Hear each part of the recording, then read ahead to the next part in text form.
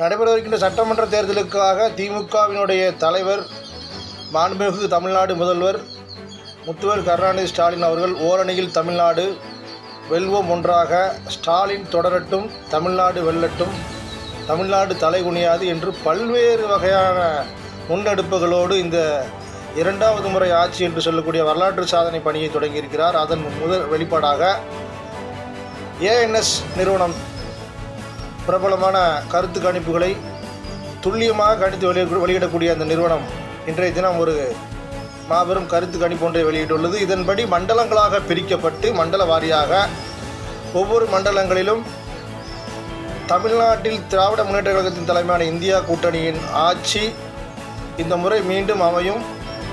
ஏற்கனவே நம்முடைய தலைவர் கூறியபடி 200 லட்சியம், 200 நிச்சயம், 234 லட்சியம் என்ற நோக்கில் வெல்வோம் 200 படைப்போம் வரலாறு என்று கூறியிருக்கிறார். அதன்படி இந்த ஏஎன்எஸ் நிறுவனத்துடைய கருத்து கணிப்பு இன்றைய தினம் வெளியிடப்பட்டுள்ளது. இந்த கருத்து கணிப்பின்படி 234 தொகுதிகளில் நம்முடைய இலக்காக சொல்லப்படும் 200லிருந்து 185 இடங்கள் துல்லியமாக வெற்றி பெறும் என்று வழங்கியிருக்கிறார்கள். அவருடைய கருத்து கணிப்பை நம்முடைய திராவிட முன்னேற்ற கழகத்தின் சார்பாக வரவேற்கிறோம்.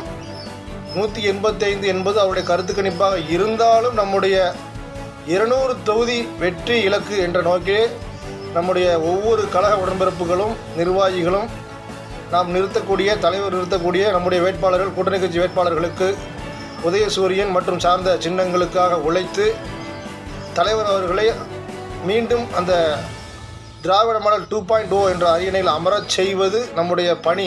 ஆகவே உழைப்போம் உழைப்போம் உழைப்போம், உதயசூரியனை வெற்றி பெறச் செய்வோம்.